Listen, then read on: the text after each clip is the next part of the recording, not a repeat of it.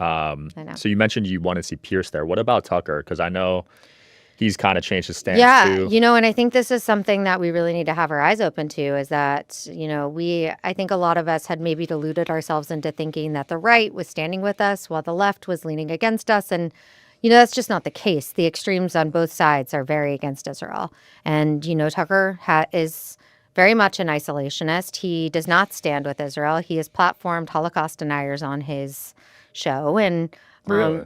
yeah, and it's unfortunate because a lot of people look up to him and respect him. I used to be a fan of his, but he's really started to show his true colors, and he is not standing with Israel and not supporting America standing with Israel, which I think is so irresponsible because they're our only true ally in the Middle East. Hmm. And Israel is really just on the front lines of this war for all of us, for the entire Western world, Yeah. and of course for America. So why wouldn't we want to support them in any way that we could? It's in our own best interest. But yeah, Tucker has really, really turned against us. I wonder if he'd be able to give a fair interview because I know he interviewed the Iran president, right?